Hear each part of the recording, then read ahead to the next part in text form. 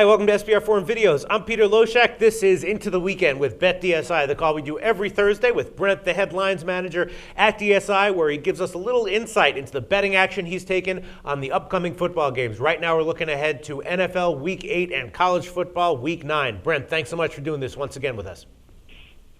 Well, we're a little battered and a little bruised from last week, Peter, but it's still good to be back. Yeah, that's what everyone says. I mean, let's talk about that for about 15 seconds. I heard it was the worst NFL Sunday since 2005 for the books.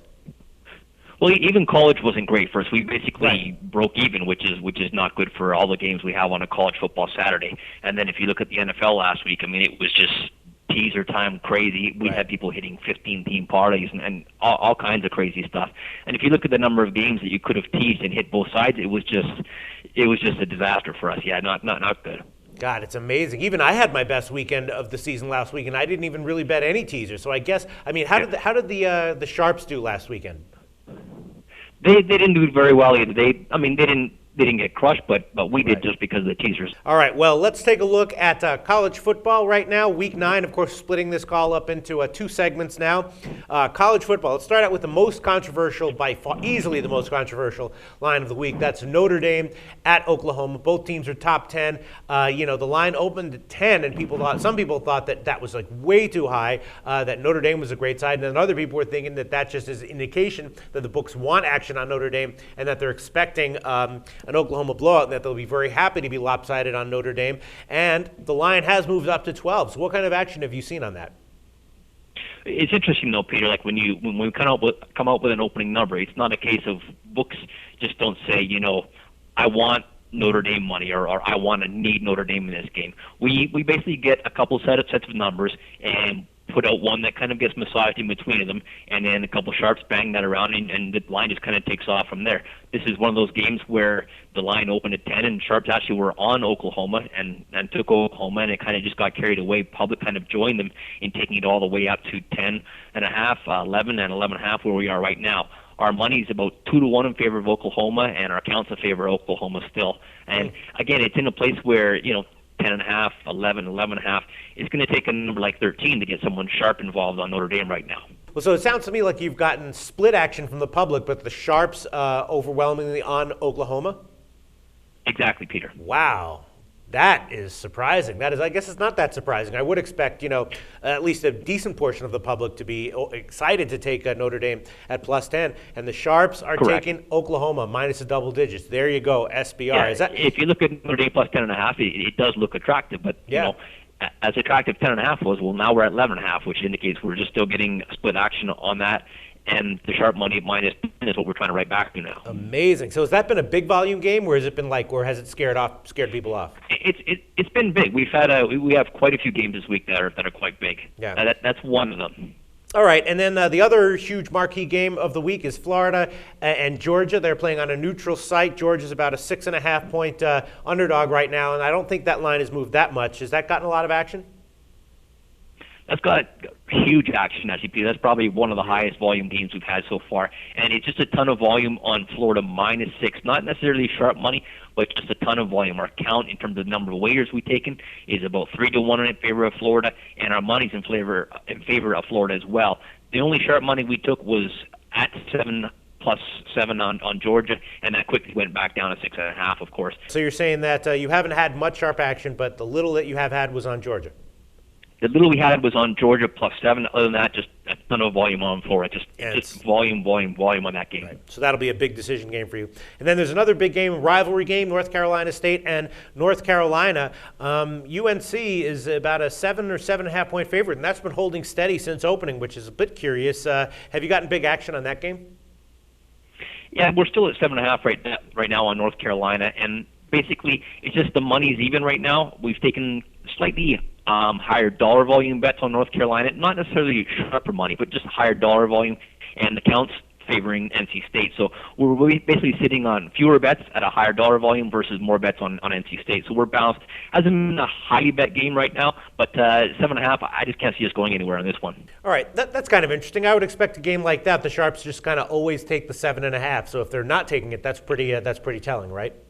Yeah, and sometimes it's just always about the number too, Peter. And then as well, you've got weather factoring into this one, so maybe they might be holding off until that situation clears up.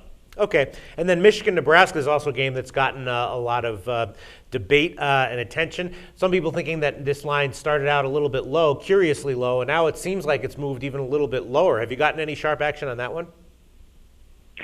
This is actually a game that we've gotten really small volume on, surprisingly, because it is two big name schools that you expect a lot of dollar volume on. But really, it hasn't happened that way. Money that we respect has come on Michigan +3 -15, and we also got decent, small sharp money on Nebraska when the line was at a pick or -1. We're sitting at -1.5 right now. The count favors Nebraska, the money favors Michigan, so I expect that to even out where it is right now, Peter. But the sharps really haven't got involved in this one too much. But you did get a little on Michigan. All right. And then one game that I'm asking you about because we've been already discussing it on YouTube extensively, and I told them that I would ask it, is Texas A&M Auburn. Auburn is a 14.5-point home favorite, and I noticed on Bookmaker this line opened at 10 and got pounded way up. Right now it's 14.5, kind of holding steady there. I'm wondering, is there anything you can tell us about the action on that game? Yeah, it's interesting. If you just look at the anatomy of an opening number, generally speaking, the books will get 2 or 3 opinions on a game that'll come out with their number, and then the book headlines maker will take a look at that number and say, based on their information and their opinion and how their bettors are going to go, they open the number. This is a case where you had some respected opinions who thought the right number was Texas A&M minus around 8.5. Someone else thought the right number was Texas A&M minus 12. The book just felt that around 8.5, 9 seems to be the right number, and they open it that way. Obviously, the bettors feel differently. Now, that number got beat up all the way from 9, just continually, nonstop, all the way up to 15 where we are right now, and it's been all Texas A&M money. Just small money back on Auburn when it hit 15.5, but right now it's really just a big risk game for the book in terms of it landing anywhere between, say, 9 and 15. Was that sharp action, or was that just public just jumping all over? Sharp money initially, and then the public going with it, but public that has, public who will be betting 5,000, 3,000 a game, so it's pretty easy to get that number up to where it is right now at 15. When you're starting at a number like say 9 or 10, you just keep on taking 5-9 bets until someone comes back the other way. When they keep betting the same side, you just have to keep on moving the number. In the end, they'll probably look back and say, we opened this line way too low. Wow, it happens. Really? You mean open the line way too low because the sharps said that it should be higher, or because they misjudged the public loving Texas A&M? Well, basically misjudge how the action was going to come. Again, the sources that came in with the numbers were saying it could be anywhere from 8.5 to 11.5. Right. And now, looking back, even 11.5 looks like it was probably too low. But it was a game that just got opened too low. Right, but maybe we can conclude from that the betting public is wrong, that the people who opened it around 10 were actually right, and that Auburn has value now at 14.5. But again, let's remember what the function of the line is. Now, a lot of people get confused that the function of a line is somehow an indicator of how the game is going to end in terms of, you open a team minus 7 points and they should win by a touchdown. That's not the function of the line at all for the book. The function of the line for the book is to balance action both sides. Right. The sharps are the ones who take the side. Right, and the sharps haven't taken Auburn at 14 or 14.5, is what you're saying. They have not yet, no. All right, that's not a good sign for Auburn backers.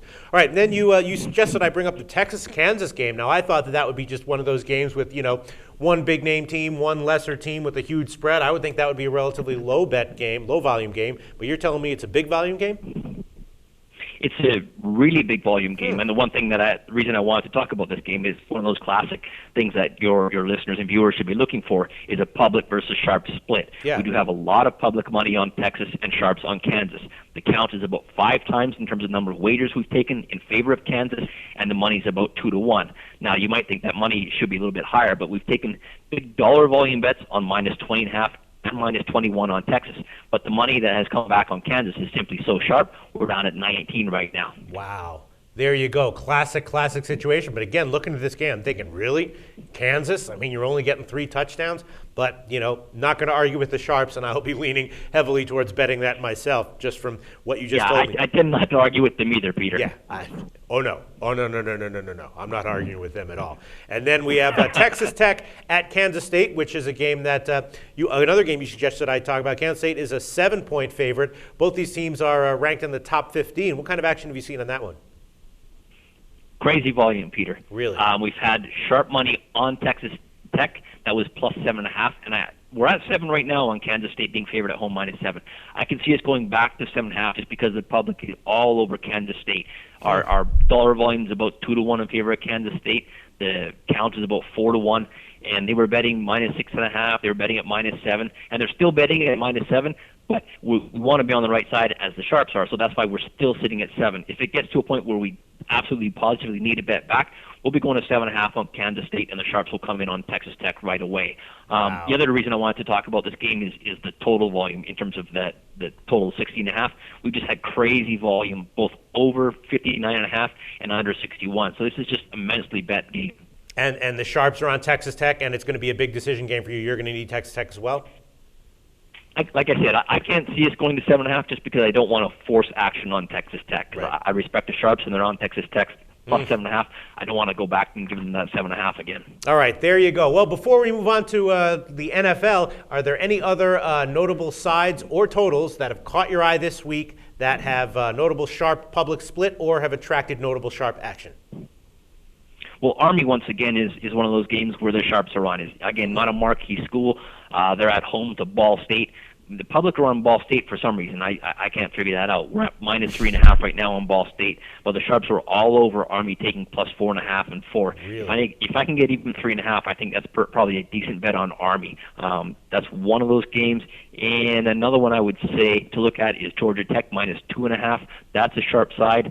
And we've also, Louisiana Tech is a bad spot for us, so just talk about that game. We've had sharp money on Louisiana Tech -29.5. The public kind of tailed it past 30. We're at 30.5 right now, and not a single bet on the home dog, New Mexico State. Yep, I bet Louisiana Tech big at -29 when it opened. Yes, I did, Brent.